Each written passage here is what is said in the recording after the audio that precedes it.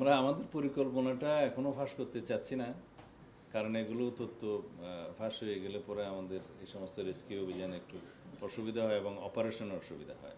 তা আমরা ওখানে জঙ্গল সলিমপুরে যারা অধিবাসী আছে তারা যে কোনো কারণেই হোক সরকারি খাস জায়গায় বসতি স্থাপন করেছে দীর্ঘদিন যাবৎ, আমরা বলেছি আমরা তাদেরকে উচ্ছেদ করব না।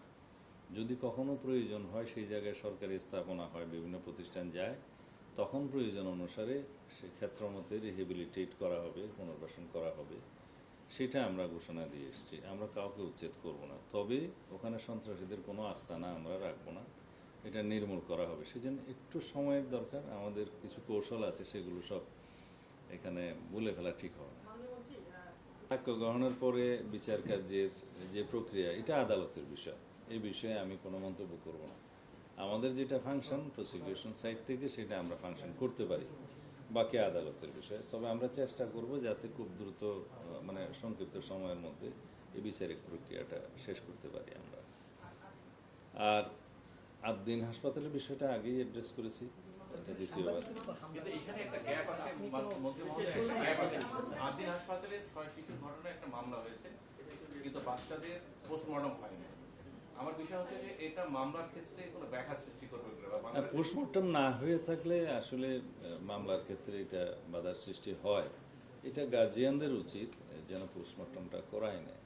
পোস্টমর্টম ছাড়া যদি কোনো মামলা হয়, বিচার কাজের এক পর্যায়ে এটার বেনিফিটটা আসামি পক্ষ পেয়ে থাকে, তো সেই জন্য পোস্টমর্টম করে ফেলা উচিত। এটা যারা গার্জিয়ান তাদের একটু সচেতন হওয়া দরকার।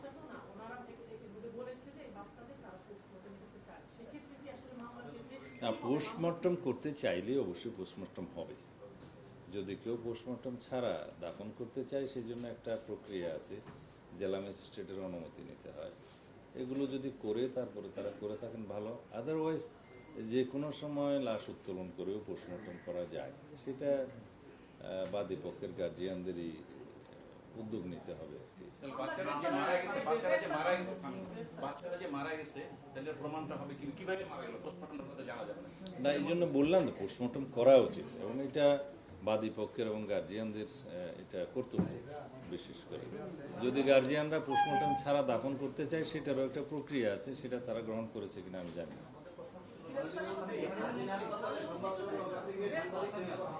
এই পর্যন্ত স্বরাষ্ট্র মন্ত্রণালয়ের কোন জায়গায় আসামি গ্রেপ্তার করতে ব্যর্থ হয়েছে, একটু সময়ের দরকার হয়, সেই সময়টা দিতে হবে।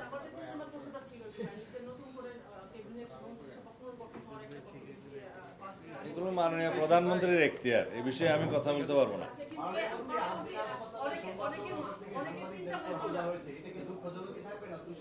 হ্যাঁ,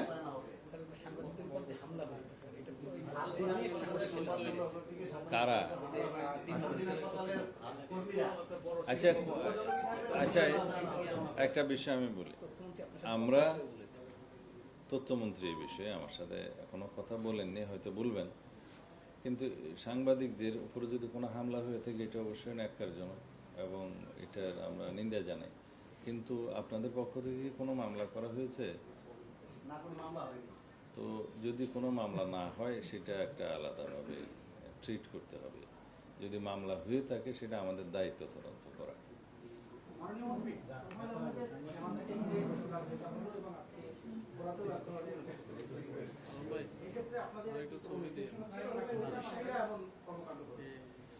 এরকম কোনো ঘটনা আপনি যেভাবে বলছেন আমাদের নজরে আসেনি। আমরা শুনেছি যে ওনার প্রথম জনতা অনুষ্ঠানের পরে কিছু লোক মিছিল টিছিল দিয়েছে, এইটুকু শুনেছি। এর ভিতরে তো আমি অস্বাভাবিকতা কিছু দেখি না। হ্যাঁ, তারা হয়তো অন্য কোনো মামলায় আসামি আছে বা অন্য কোনো শৃঙ্খলতা করেছে। এটা দীর্ঘদিনের একটা পুঞ্জীভূত সমস্যা। ওই এলাকাতে এটা বলা যায় অপরাধ প্রবণ এলাকাতে পরিণত হয়েছে। তা আমরা চেষ্টা করছি, আমাদের পরিকল্পনা আছে, তবে একটু সময় লাগবে, কারণ ওভারনাইট এটা নির্মূল করা হয়তো সম্ভব হবে না, বাট আমরা পরিকল্পিতভাবে আগাচ্ছি। ওই এলাকার জন্য আমাদের একটা বিশেষ নজর আছে, যেহেতু ওখানে ডেন্সলি পপুলেটেড এবং অধিবাসীদের মধ্যে অনেকেই, আমি এটা ব্লেম করতে চাই না, ওখানে একটু মাদকের বিস্তারও বেশি। তো আমরা মাদক নিয়ন্ত্রণ আইনেও সংস্কার করছি, সামনে আপনারা দেখতে পাবেন। আর জুয়া, অনলাইন জুয়া, বেটিং এগুলোর জন্য আলাদা আইন নিয়ে আসছি। কারণ এই অভিযুক্তদের, অপরাধীদের ধরার পরে খুব বেশি দিন আটকে রাখা যাচ্ছে না ওই আইনের কারণে। সুতরাং এটা যুগোপযোগী আইন করা দরকার।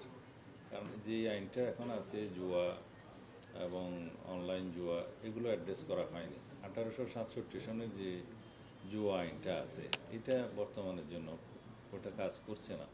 তো এই আইনটা করার পরে আমরা উপযুক্ত আদালতের ইখতিয়ারও ওখানে নির্ণয় করব এবং সেই হিসাবে আধুনিক প্রযুক্তির মাধ্যমে এগুলো অ্যাড্রেস করতে হবে।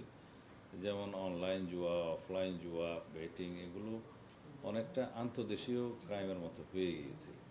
তো সেগুলো অ্যাড্রেস করার জন্য আধুনিক আইন দরকার, সেদিকে আমরা যাচ্ছি। এই আগামী সেশনে পার্লামেন্টের সেই আইনটা উত্থাপন করার চেষ্টা করব।